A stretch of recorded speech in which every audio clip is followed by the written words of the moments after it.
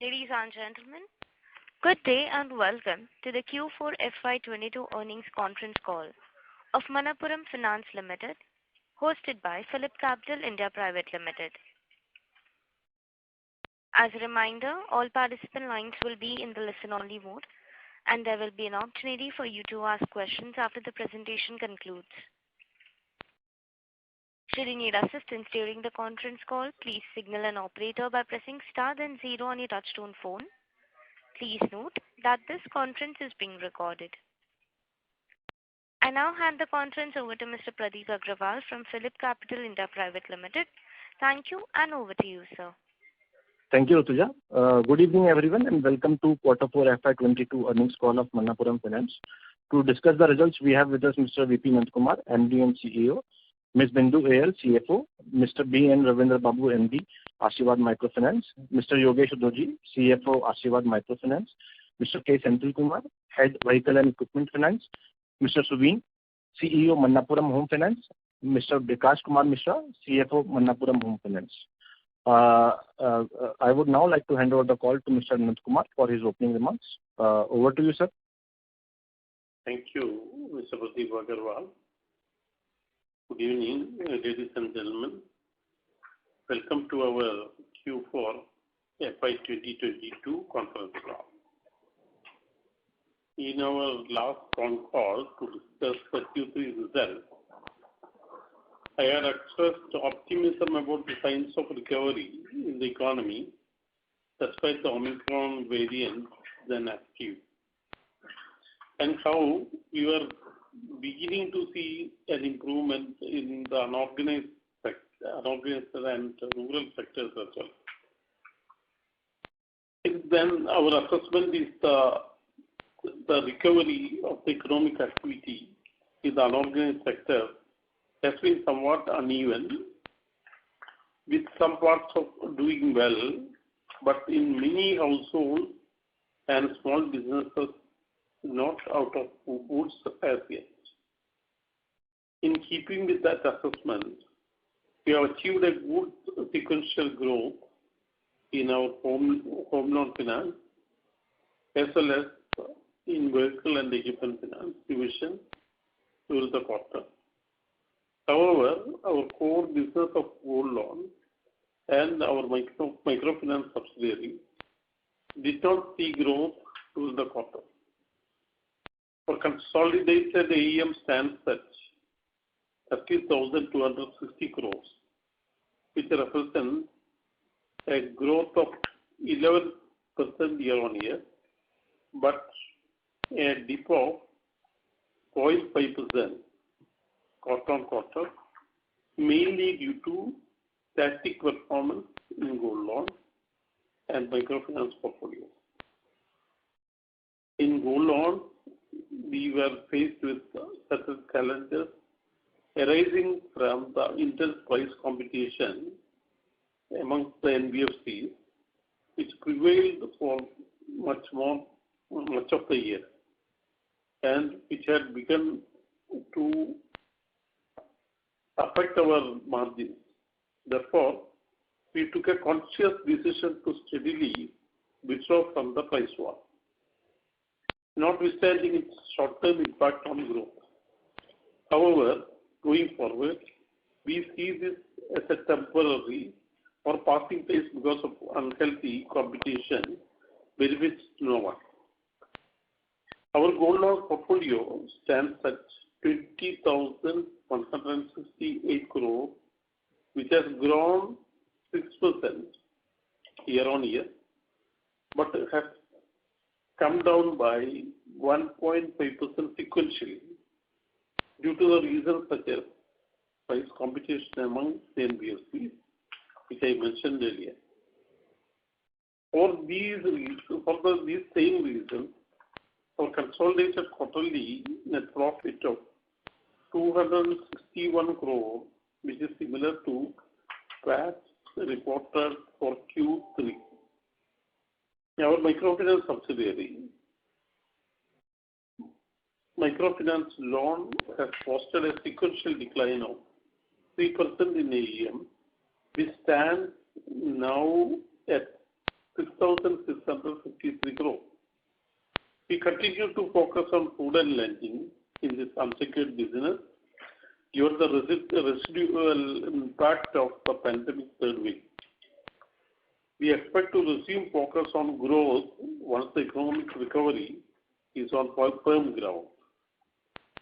Our commercial vehicle business benefited from the economic recovery and reported a brisk quarter-on-quarter growth of 8.8% to 1,643 crore, while our housing finance subsidiary grew its book by 3.5% during the quarter to 845 crores.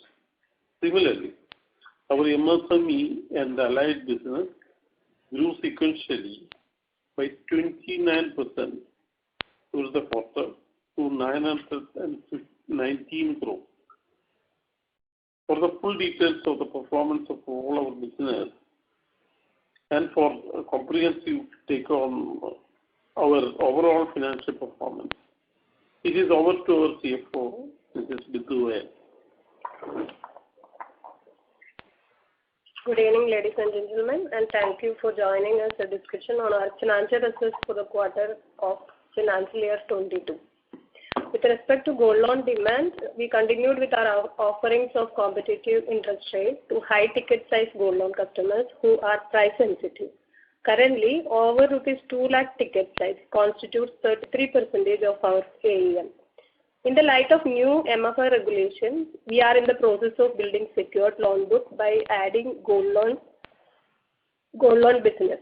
The gold loan AUM as on 31st March 2022 in Ashirwad stands at rupees 300 crore. From an accounting standpoint, we have prudentially recognized the likely impact of RBI guidance. Accordingly, one significant change during the quarter has been that we have stopped considering the collections after the balance sheet date as a reduction from NPAs, even though we are technically permitted to consider up to 1 month collection after the balance sheet date. This has been the main reason for the increase in company's reported GNPA.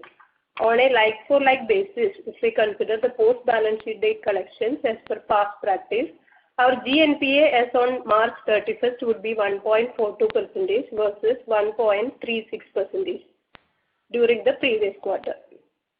Now coming to the operational overview, we are carrying surplus liquidity across all businesses and legal entities of the group.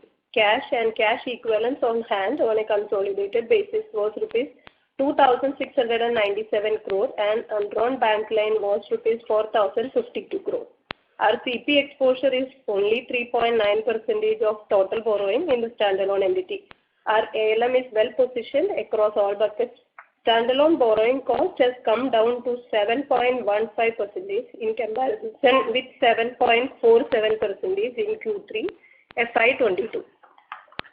Our consolidated AUM for Q4 FY22 was rupees 30,260 crore, marginally down by 0.5% Q-on-Q and up by 11.2% YOY. During this quarter, we were able to maintain our AUM despite huge competition from the market. Our average LTV is 62%, which is well below the peer group. During this quarter, there was strong focus on managing our cost position. Cost to AUM decreased from 7.07 in Q3 FY22 to 6.48% during Q4 FY22. Consolidated profit after tax was rupees 1,329 crore for FY22, down by 23% YOY due to reduction in gold loan IRR in the second half of the year. Consolidated profit after tax for the quarter, rupees 261 crore, similar to last quarter. ROE on a consolidated basis was 12.6% and ROA was 3% for the quarter. Our leverage is currently only 2.9 times. Talking about the gold loan business, which constitutes 67% of the consolidated AUM, the remaining 33% comprises of microfinance, vehicle, housing and SME finance. Gold loan AUM decreased by 1.4% Q-on-Q and up by 5.7% YOY. Gold holdings stood at 68 tons, down by 2.9% Q-on-Q and up by 4% YOY. During the quarter, we were able to add 3.75 lakh new customers. Our average ticket size and average duration was rupees 56,568 and 82 days. Advertisement has come down to rupees 12.2 crore. Standalone PAT for FY22 was rupees 1,304 crore. Our standalone profit was rupees 265, up by 2.4% Q-on-Q. The total number of gold loan customers stood at 23.9 lakh. The gold loan book at rupees 20,168 crore. Our gold loan disbursements during the quarter stood at rupees 30,930 crore compared to rupees 24,929 crore in Q3 FY22. Coming to microfinance business, Asirvad AUM stands at rupees 7,002 crore, down by 1.2% Q-on-Q and up by 17% YOY. And this business reported a profit of rupees 13 crore for FY22, down by 20%. This quarter, MFI reported a loss of rupees 7 crore compared to a profit of 60 lakh in Q3 FY22. Our collection efficiency from MFI business during the quarter stood at 99% and disbursements during the quarter was rupees 1,124 crore. Coming to vehicle finance business, we have reported an AUM of rupees 1,643 crore, which is up by 8.8% Q-on-Q and by 56.1% YOY. Collection efficiency for the quarter was 104% compared to 103% in Q3 FY22. Home loan business, total book of rupees 845 crore, which is up by 3.5% Q-on-Q and up by 26.9% YOY. It operates from 73 branches and reported a profit of rupees 7.2 crore during the year. Collection efficiency for the quarter was 109% compared to 100% in Q3 FY22. GNPA brought down to 5.9% from 12.3% during this quarter, and we are compliant with the new RBI IRAC norm. Loan to NBFCs at rupees 31 crore and loan to the MSME and others at rupees 920 crore. Provisions and write-off during the quarter 24 crore compared to 17 crore in Q3. The board declared an interim dividend of 75 paisa during the quarter. Company is well capitalized, capital adequacy ratio of 31%. Consolidated net worth stands at rupees 8,368 crore. Book value stands at rupees 98.9. Thank you. We can go for Q&A now. Thank you very much. We will now begin the question and answer session. Anyone who wishes to ask a question may press star and 1 on the touchtone telephone. If you wish to remove yourself from the question queue, you may press star and 2. Participants are requested to use handsets while asking a question. Ladies and gentlemen, we will wait for a moment while the question queue assembles.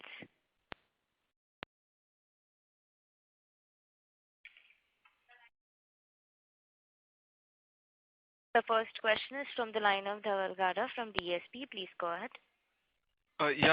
Thank you for the opportunity. I had 3 questions. First is relating to the pricing pressure in the gold business. If you could update what is the current situation and your outlook on lending rates in the gold loan business. The second question was regarding the tenure mix in gold loan. If you could provide how much is 3 month or below and how much is above that. And the third one is I see there is a 63 crore fair value gain during the quarter.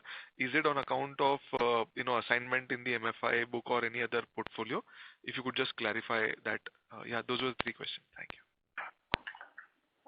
So the pricing pressure, so we have decided that what is we believe to be prudent for us, we will settle that. We thought it will be somewhere around 21%.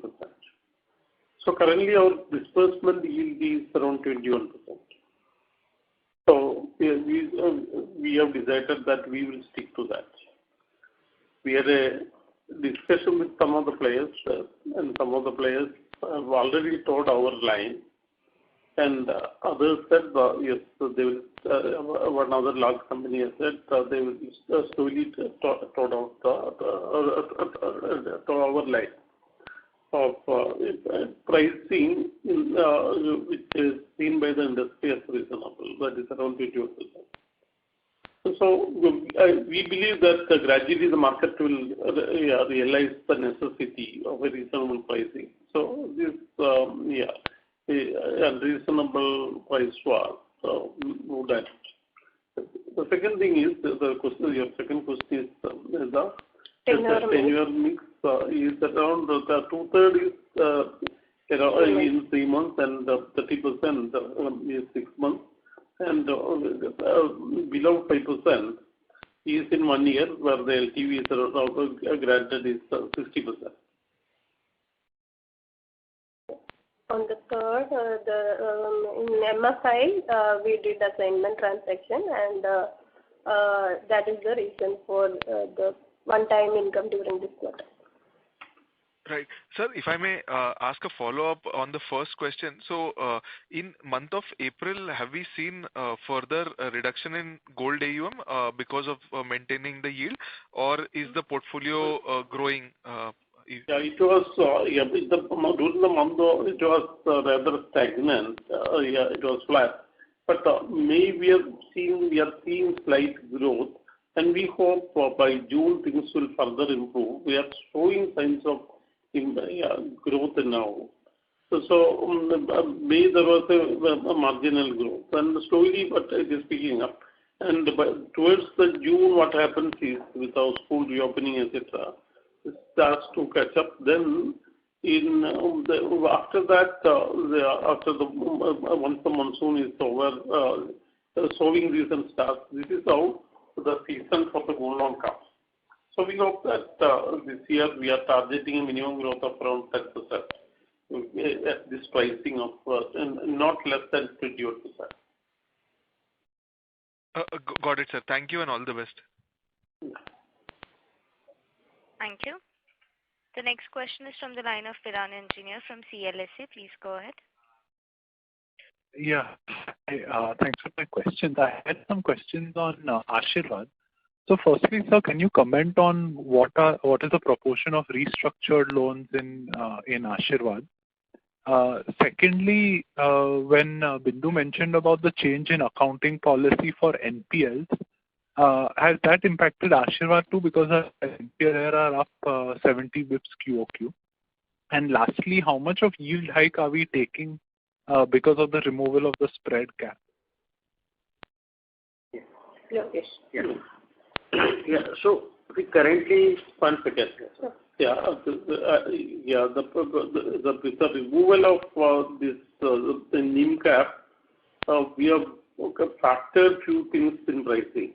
One, we have factored around 3% as the credit cost, because we have taken during the past 5 years, including which include that demon period and this pandemic, we have seen the credit cost to be on an average to be around 3%. So that is factored in the new pricing. Yes. Now we have to go. So on the restructuring, see, we have currently 12.5% book, which is still remaining at around 790 crores. And we had followed this. I mean, for Ashirvad, we never considered that April collection. So that way we have not provided anything extra in NPL. NPA. No, sorry, I didn't get you. My simple question was, have we changed the accounting policy? We have changed in the standalone business key. Even if you collect 1 month after the balance sheet date, you reduce your NPL, something like that. Have we done that in Ashirvad? No. So we have followed new IRAC norms where we cannot upgrade the account to standard even if unless we collect the full collection. So we have aligned with that policy. So we aligned with that this particular quarter, or was it last quarter itself? Current quarter we have aligned. Last quarter we have not taken that. We have taken this in the current quarter. Okay, so that explains the increase in NPL. Yes. Okay. And on the first question again, if I may understand, so we factored in a 3% credit cost to determine the new yields, but net, how much have our yields gone up by? Yeah, by 4%. I'm sorry? 4%. 4%, Piran. Earlier it was 24.35. Yeah. Okay, great. That helps. Thank you so much. Thank you. The next question is from the line of Abhijit Tibrewal from Motilal Oswal. Please go ahead. Yes, thanks for taking my question. Vidwan, firstly, maybe for the benefit of all, if you could please explain what was that change in NPA recognition norms that you talked about in your opening remarks, which has led to such a sharp spike in your gross and net NPAs in the standalone business. So, as mentioned in the opening remark, earlier we were taking 1 month's collection post-closure, and now we have stopped that. So that has spiked the NPA, which is only temporary. These are not real NPAs, These are all technical NPAs where gold is there as security.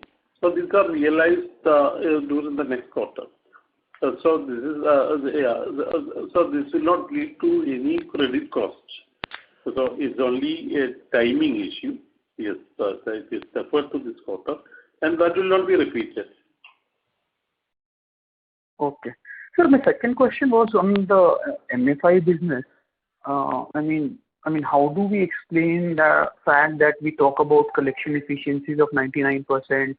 And if you look at, some of the other MFIs who are either listed or unlisted, they have all exhibited very strong momentum, talk about disbursements or improvement in asset quality. But what we have reported is quite contrary to what others are seeing, at least in the MFI business. And secondly, sir, how do we explain the flip-flop that we are currently seeing in the MFI business? Second quarter of this fiscal year, there was such a sharp growth in your AUM. And then for the next 2 quarters, Q3 and Q4, we say we are concentrating on asset quality and collections, and we are seeing the MFI AUM degrow. No, it is not a flip-flop. Yeah, it is not a fix also. So during the past 4 months, we are seeing a collection at the rate of 100%, including arrears. So we have seen a steady decline in delinquency, but the old restructured portfolio, from that there is now everything has come out, that there is a plot to NPA. That is the reason. Now, during that quarter, the dispersals were high. So then, we thought we'll take a steady growth. So not only that, there was some reason also to slow down dispersals during this quarter, last quarter. The reason is, there were talk about one more wave, etc. It was clouded with some uncertainty.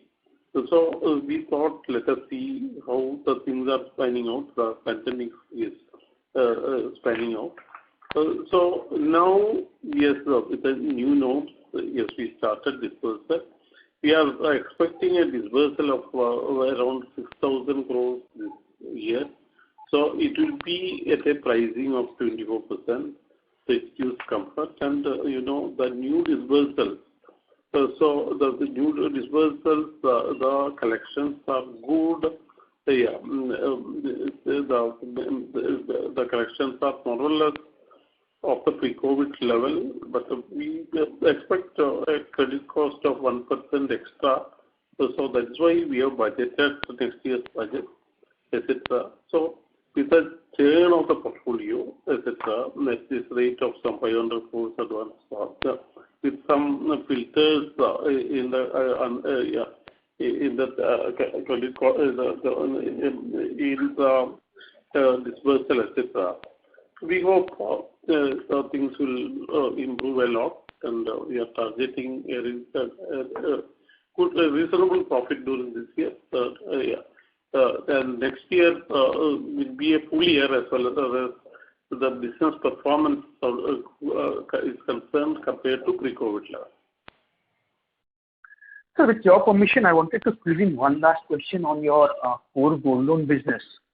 So, I mean, while you explained that, I mean, the recovery has been uneven in some of the unorganized sectors, and because of which the demand clearly, sir, I mean, looking at, I mean, the kind of, I mean, sequential degrowth that we saw in your gold AUM, I mean, clearly suggests that, I mean, the demand has been weak.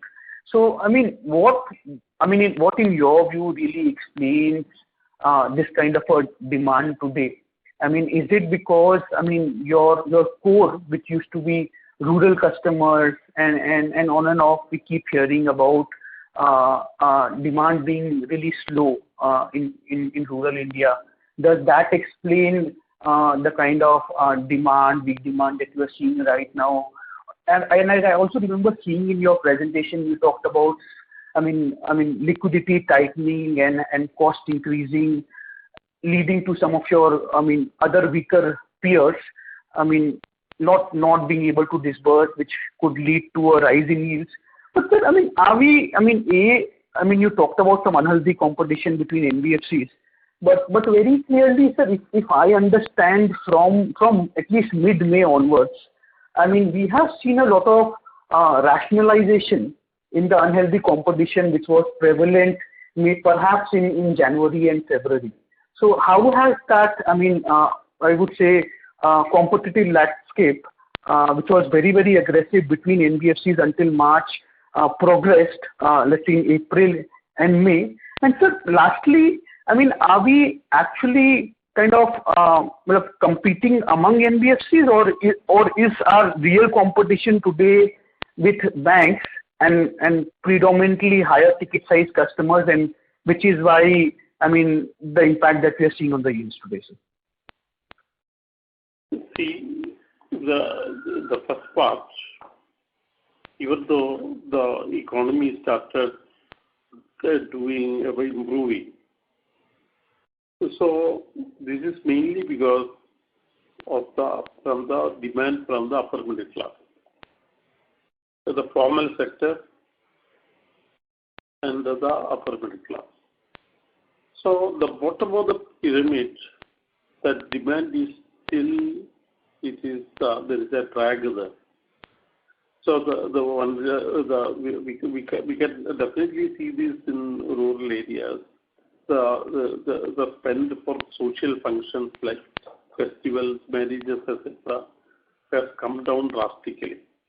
So their income is improving slowly.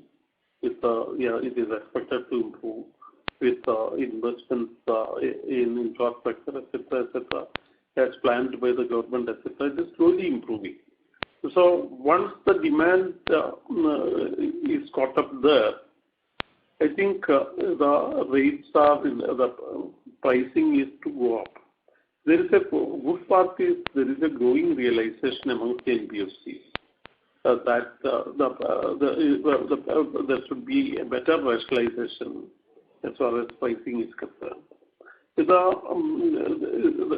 second part is the competition is the competition amongst the NBFCs or between NBFC and the bank.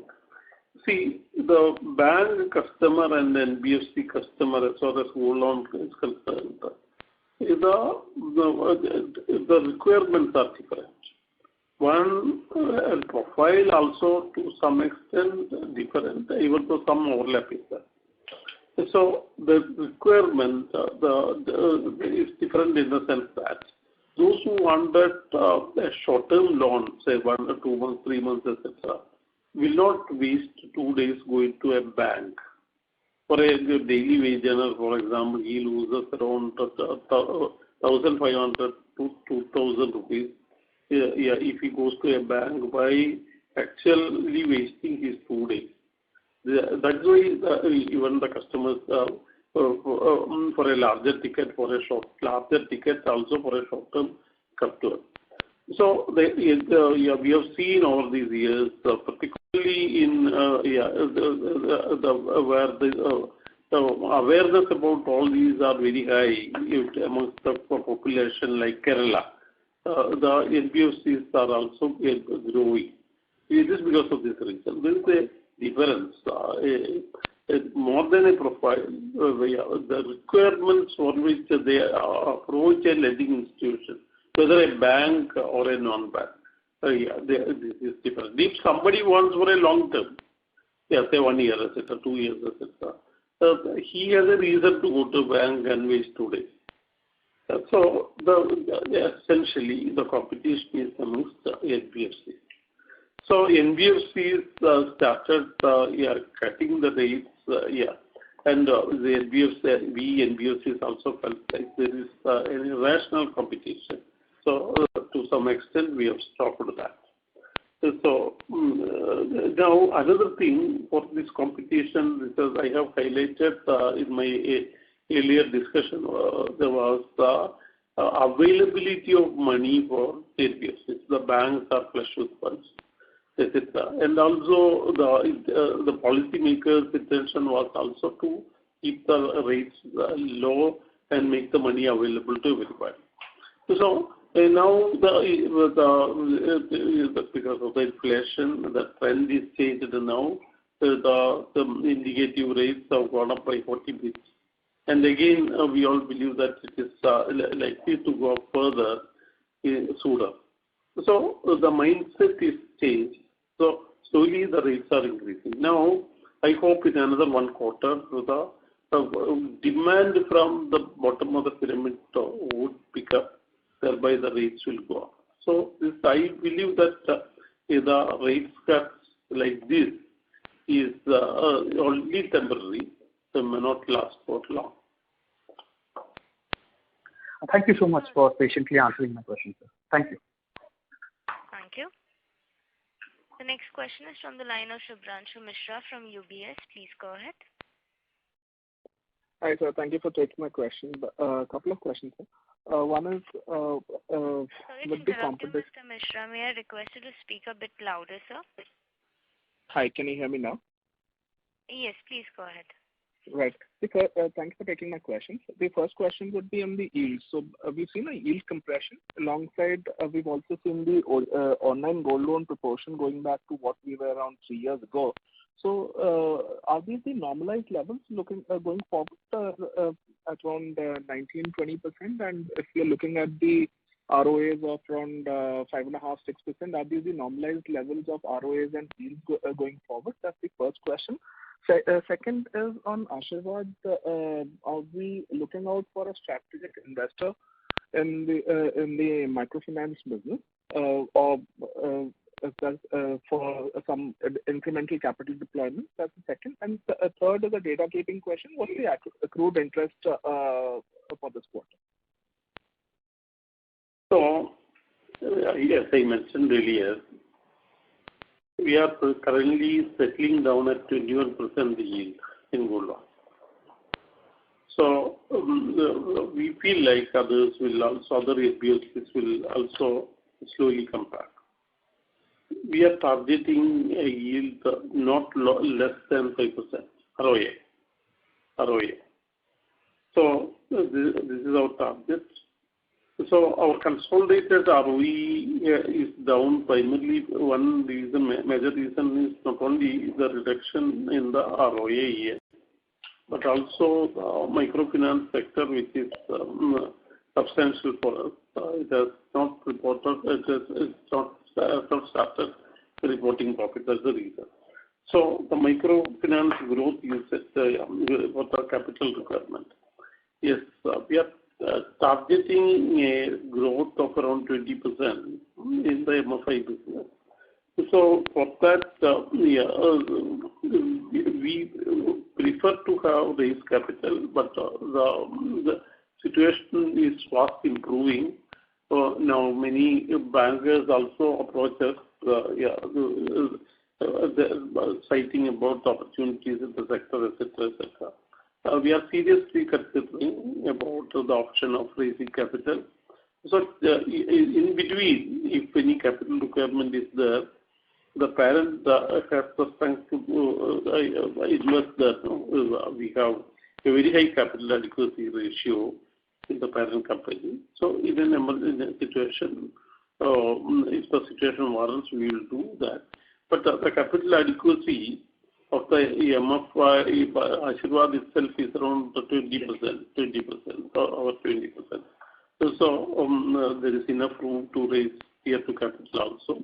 And now investors are available for investing there. So to meet the target of 20% growth in FY23, we for want of capital, we need not stall that target of growth, which is available already. In any emergency, the parent has capacity.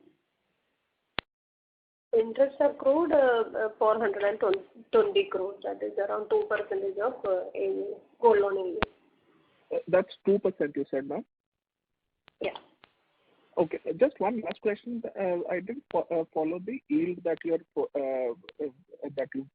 spoke about. You said 22% would be the normalized yield going forward, ma'am? That's what. So our dispersal yield is over 21% now. Dispersal yield, and we hope to maintain over 20%. Done. Thank you so much. Yeah. Thank you so much for your time. Thank you.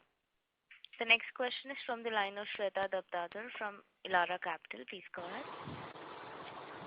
Thank you, sir, for the opportunity. A couple of questions. The first one is on Ashirvad's microfinance. So, ma'am, you mentioned that post the removal of interest rates from the regulator, what are the current yields and what were it prior to that? And therefore, what is the leg up on the ROA, if any? We are targeting an ROE of around 20%, not less than 20% of the microfinance business. So every year, at certain frequencies, we see some such challenges here, like natural calamities, etc., which is actually disrupting this. Taking all these into account, we are pricing the product at around 21%, which has been 24%. For which the rationale is already published. So in the past, our cost of borrowing was 10.3%, and with margin cap, our lending rate was 20.35%. Under the new regulations, our idea is to charge 24%, considering this increased credit cost scenario. Okay, and you believe this increase in yields, that the entire benefit will flow in this year, or how is it like? We are dispersing around nearly 500 crores plus every month. So so there is a portfolio churn now. So total dispersal is expected to be around 6,000 crores. The portfolio expected in microfinance this year is around 8,000 crores. So out of that, around 6,000 crores would be with the new yield. All the disbursements made during this year will carry that pricing. Okay, understood. The second question is on gold financing yields.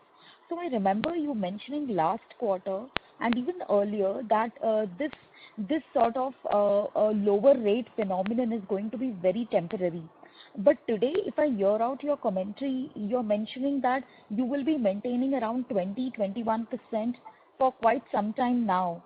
Do you see, I mean, you have answered this question even in the earlier part of the conference call, but still, so do you see the competitive intensities continue to flaring up, and therefore you will continue to take a hit on your yields, and therefore the pressure on net interest margins in the standalone, especially on the gold loan side, will remain for a while? So what I told is I'm settling at around 21% for now. So and I'm watching the market how the things are panning out. So few reasons also I highlighted here. One reason is the small tickets which is coming from the bottom of the pyramid. Their demand has come down because of the situation in the economy. So they are expected to, the demand there is expected to revive in another 1 quarter. So that will be an opportunity to get an increased yield. Till that. Then the competition is because the customers have come down because of this situation, pandemic situation. The demand has come down. The second thing, the policy makers have decided that there should be abundant liquidity in the system and at a pricing which is very low. The one thing, the increase, the cost of the funds are going up, 40% rise is there for the indicative rates.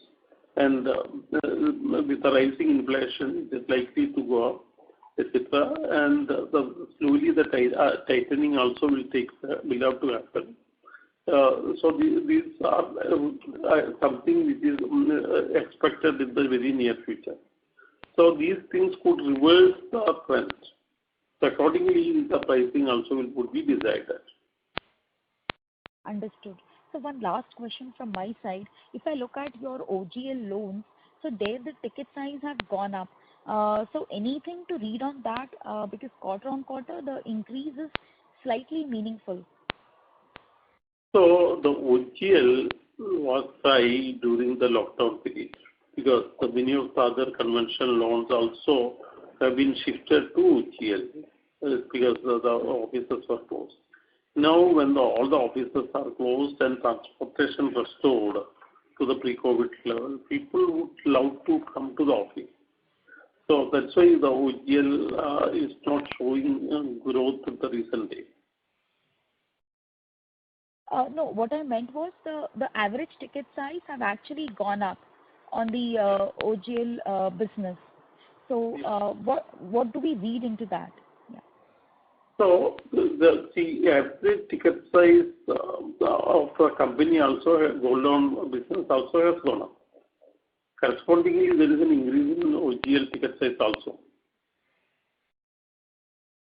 Okay. Thank you, sir. These are the questions from my side. Thank you. Thank you. The next question is from the line of Dhaval Gada from DSP. Please go ahead. Sir, a couple of follow-ups. So one is on gold branches. So on the presentation, you've restated the third quarter gold branches. So just wanted to reconfirm, is this the Ashirwad branches which now get classified under gold branches? And then the other question was on advertising and promotion expense, if you could provide that for fourth quarter and the full year. Yeah. So, in the parent company, there is no increase in the branch network. In gold loan branch, we have opened branches in Ashirwad because there is an opportunity to take the unsecured loan up to 28% now because of the change in the regulation. So for that, the old MFI branches may not be suited here. Old everything will be there. So we started in 300 places with 300 new branches. Was it better? That's a little better. Yeah. So as we discussed in the last quarter, Q3, we were aggressive in advertisement spend because we are not spending much in the past, and that we could get the benefit during the earlier quarters. This quarter we rationalized expenditure because as the brand is established, then it will be more of a recall of the brand, and this quarter we have done the rationalization as guided in the Q3 call. Right. Ma'am, how much was the amount for 4Q? 12 crore. 12 crore. Okay. And for full year would be how much approximately? 89 crore. 89 crore. Okay. And just to reconfirm, sir, you mentioned 300 branches in Ashirwad on the gold loan side, correct? Yes. Okay. Correct. And sir, in the earlier part of the call, you had given a guidance for gold loan growth, AUM growth. If you could just reconfirm that, I thought I missed probably the number. Yeah. Yeah. So in April, the growth was flat. May we see some growth, and June onwards, so we expect the growth to pick up because by that time we expect the lower middle class and bottom of the pyramid, they will become active in the rural areas. So we are seeing indication on the basis of that. What I expect is in Manappuram Finance, we expect gold loan growth to be around 10% during the year 2023. And overall 10% in gold loan and overall consolidated AUM expectation for 23 is? So we expect that to grow by 15%. Understood. Thank you. Some of the businesses are growing well. In non-MFI, non-gold business, the dispersals are around 300 crores, 250 to 300 crores now. We hope that will pick up further. Got it, sir. Thank you. Thank you. The next question is from the line of Alok Shah from MNCL Group. Please go ahead. Yeah, thanks for the opportunity. Good evening, sir. A quick question on the standalone business here, sir. Historically, if you look at the ROEs that we've been doing on standalone business, it's been in excess of 20% or so. What is, the management stance on taking this number, which is now probably at 13-14%, back to 20% level? And how far, or how quickly should we be at those numbers on the standalone ROE side? See, this is the effect of the pandemic. The economy has gone to a standstill situation. Now it is recovering. So expecting a recovery and the COVID situation and lockdown is expected to, the lockdown situation is not expected to recur. Because of that, we are expecting 10% growth there. And other businesses are expected to grow over 20%. And the asset quality also would be good. And the MFI, we are expecting ROE of over 20%. So the other businesses also, which have already established a strong footing, is likely to grow and report good profits. Yeah. If the MFI has come back, the consolidated ROE will definitely go to 20%. Sir, I was looking more on the standalone ROE, but okay, let me put it another way. As we see, I tell you, even standalone, things are improving. When the yield, the yield what we realized to the last quarter was around 18.6%. So it is expected to increase by around 150 bips to 200 bips going forward. Right. Sure, sir. And a question here as an extension to the gold loan book. we understand that 33% of our portfolio is to loans above 2 lakh rupees. And incrementally, we are going to lend at 21%. So is that what we will do for, say, a 2 lakh rupee and above ticket size loan, or that book will be at a lower yield? Yeah, that book will be at a lower yield. The blended yield is what I have said to be around 21%. Sure. Okay. And this 33% of book, which is 2 lakh and above, this number was at what percentage? Probably a quarter or a year back? Just to understand, the yield impact because of shift to higher. 2 lakh and above was around 35%, no? Now it is 35%. Yeah, no.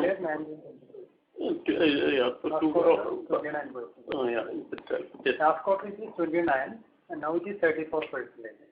So pre-COVID? Pre-COVID is 19%. Oh, so we've moved a long way from 19% pre-COVID to 29%. Okay. Sir, can I have this number for FY21? Sorry, this could be probably too much. That 19 is stable in the pre-COVID as well as 31st March also, 19-20%. Okay. Sure. So 19-20 is going to 33. Yeah. Now, over 20 lakhs has gone up. Over 2 lakhs has gone up. Below 1 lakh has come down because of the reasons of lower demand there. So this is the situation of the economy there, which is expected to improve in the coming months. Right, sir. And on the duration side, I missed that point. You said that 30% of loans are to customers with duration above 6 months. Was that the right understanding? For 6 months and 5% for 1 year and 65% 3 months. So, over a period of time, we've seen this mix shifting from beyond 3 months to 6 months and 1 year. Is there some kind of a strategy that we plan? No, it is not because of the strategy. Yeah, those who want a lower LTV, they can opt for that. 6 months the LTV is lower, 1 year still lower. Yeah. Sure. Okay. This helps my questions on the gold side. So on the MFI book, I was just trying to understand that you spoke that you upped your yields by 400 basis points to something like 24%. Now, when I look at the largest MFI lender, his yields are relatively much lower to us. So at present, do we stand to kind of compete with the largest player in the MFI space? See, two things are here. One, for MFI customers, more than the interest rate, the service is important. The proximity to the customer is most important. So if we have the people there, service there, bondage there, for a small ticket of that size, the customers won't go elsewhere. So the customer loyalty will be there. Because of that, I don't expect we will lose customers. Sure. Okay. So is there a strategy in, if you can share on how to kind of go out and add more customers on the MFI side?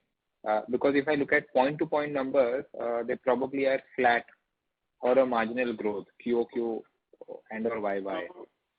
So how do we kind of look to? Yeah, there was a question earlier. During the previous quarter, there was a quantum leap, the disbursal, then it has come down. The reason is,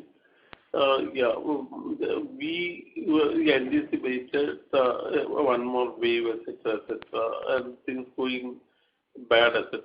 Luckily for all of us, it has not happened. So the previous quarter, we didn't have that idea, so the disbursal. So now the disbursals have come down to around 500 crores per month, around 6,000 crores annually. That is what budgeted. With that, we expect a growth of 20-25% only. So we are sure to get it because we are mostly targeting our own good customers, and when we onboard the new customers, whatever we have seen in the past, we have constructed a filter whereby the quality customers entering the around model. Right, sir. If I could squeeze in a last question, that's on the accounting of NPAs. If what is that NPA number on the MFI portfolio? We've seen that move up from 2.8 to 3.5. Adjusted for that change in NPA accounting policy, that number would have been at? New IRAC norms. Yeah. So for new IRAC norms, what we implemented, which RBI announced in November, that contribute around 20 crore of additional NPA for us. So currently it stands at 3.5, and excluding that it would be 3.2. Thank you. The next question is from the line of Shripal Doshi from Equirus. Please go ahead. Hello, sir. Good evening, and thank you for giving this opportunity. So the question was, what is the revised lending rate in the MFI segment post the spread cap removal? Like, what's the range now? It is 24%. 24%. 24%, right? Okay. There is an increase of around 4%. Earlier that would be? It was around 20.5%. Okay. So the second question was, what is the disbursement in the MFI segment for the fourth quarter? MFI, new revised guidelines have come. Our software has to be up. Now we have started lending under the new regulatory regime. So we are disbursing around 500 crores a month, and our collections are around 300 crores a month, 350 crores. So principal.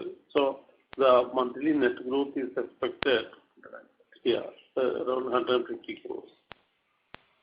Okay, so the 4Q disbursement would be close to 1,500 crore, is it? 1126. Yeah. It is expected to be 1,800 crores annual. Around 2,000 crores. Yeah, growth is expected. Disbursement, expected disbursement rupees 500 crore per month. Yeah, 6,000 crores annually. Yeah. And annual growth is what is expected is around 1,800 crores, 2,000 crores. Yeah. Okay. Sir, I mean, just something that, like we've seen some of the lenders in the MFI space operating in Assam or West Bengal, they have also seen, PAR numbers coming down, and the 4Q overall was a good quarter for lenders across India in the MFI space. While we have seen PAR number increasing, and our loan book has also behaved in a little different manner in terms of growth. So what explains this, this difference here? And the other part was, you have highlighted that, we see the MFI business at 24-25% ROE. So while if I look at the last 5 years, the ROA and ROE has not been so well as compared to peers in this landscape. So what gives you this comfort going ahead? So the PAR is coming down. The PAR has come down. Drastically it has come down. It has not gone up. During normal times, the company was getting an ROA of around 5% and ROE of around over 28%. So during the periods like Demon or this pandemic only, it has dropped. This is the scenario of the industry. So, the collections are doing good, and as I mentioned, during the last 4 months we are getting a collection of 100%, which includes overdue collections also. So the challenge here is for the restructured portfolio, which is there in the industry as a whole. So sir, what % of the restructured portfolio would be out of moratorium now? Yeah, we have not offered any moratorium to restructured except for the month of July. Yeah. So there is no moratorium, no customer is under moratorium as of now. Okay. Got it. Yeah. Okay, sir. Thank you so much for that explanation. Thank you, sir. Thank you. The next question is from the line of Rajiv Mehta from Yes Securities. Please go ahead. Yeah, sir. Thank you for taking my question. Sir, firstly, what is the current minimum rate for gold loans in our branches? Say for a low ticket loan of 50,000 to 1 lakh and taking a 65% LTV, what will be the minimum rate he'll be offered in our branch? So the rate starts from just 10% to 24%. This is the rate. Small ticket for short term, 24 months, and large ticket it starts with 10%. Yes, yeah, and the blended yield is expected to be so we take into account of the dispersal yield on a daily basis, taking into consideration of the history, so the trend of the closure, etc., which is tracked by the system on a daily basis. On that basis, so the disbursement yield now is around 21%. That's the blended yield. And got it.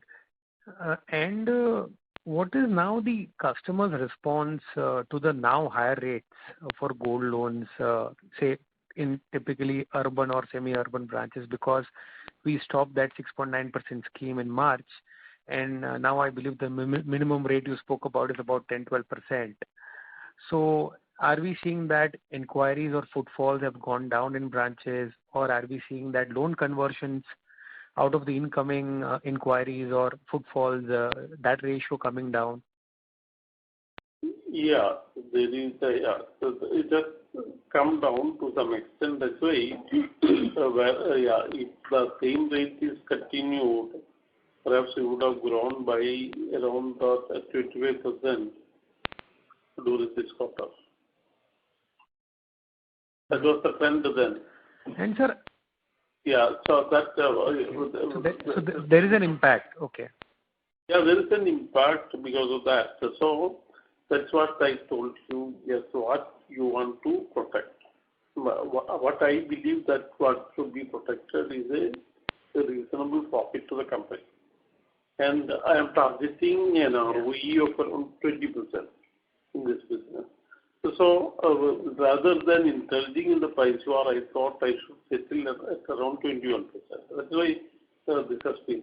And there is some realization among some of the players that they also have raised, and we expect most of them to come up to this level sooner than later. Hopefully, the situations are also changing.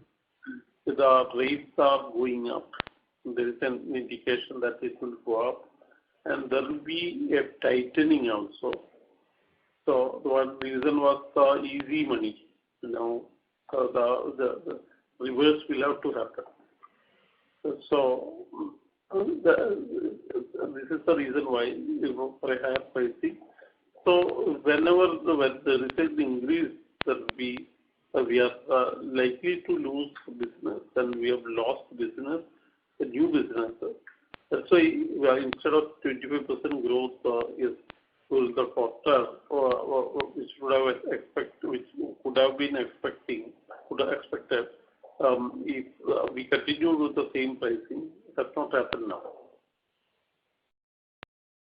Okay. And sir, in the light of the current dynamics, are we trying to, or are we thinking of adding more customer acquisition efforts, channels, since we would want to grow at 10-12%, even with 21% yield, and given that competition is looking quite strong or solid, are we then looking at utilizing more channels or creating more channels of acquiring customers or attracting customers? so that we eventually have higher inquiries and higher footfalls, and then we can convert, as per our growth target?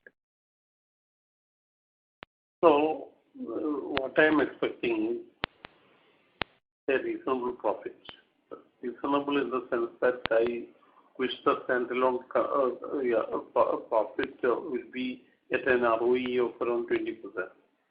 So I am giving more importance to that because, as I mentioned earlier, I feel like the price war is temporary, and it will be back. So the price war will be over sooner than later. That's why I thought of taking the lead, and then the customers will come back. When others are also falling in line, the customers are expected to come back. Mm-hmm. Sir, any thoughts on branch expansion plans? I mean, are you looking at it in a different light now for required for growth, or we will be again adding very limited branches? So we have applied to Reserve Bank to open around 300 more branches, which that application has not been considered because for gold loan companies, we need to seek prior permission. Gold loan companies means the portfolio is over 50%. So we have applied, and the competition who are gold loan companies, they have applied. So for some time, maybe because of the pandemic and all these issues, the approvals have not come, and I expect the approvals to come towards the second quarter, etc. And whatever permissions are granted, accordingly we will open branches. Now I am not in a position to tell you how many branches, all depends to the RBI action. Okay. And just lastly, one clarification on collection efficiency number of 99% in microfinance for fourth quarter. That includes the restructuring portfolio, right? Because that is being built. Everything has come out. The cat is out of the basket, All customers are billed. We are not given much moratorium. Okay, and this will be including the arrears, right? Yeah. Yeah. Okay. Thank you. Thank you. Ladies and gentlemen, this was the last question for today. I would now like to hand the conference over to Mr. Pradeep Agrawal for closing comments. Thank you, Rutuja. On behalf of Phillip Capital, I would now like to thank the entire senior management team of Manappuram Finance and all the participants for joining us on the call today. Thank you and have a good day. Thank you for your questions. Thank you. On behalf of Phillip Capital India Private Limited, that concludes this conference. Thank you for joining us, and you may now disconnect.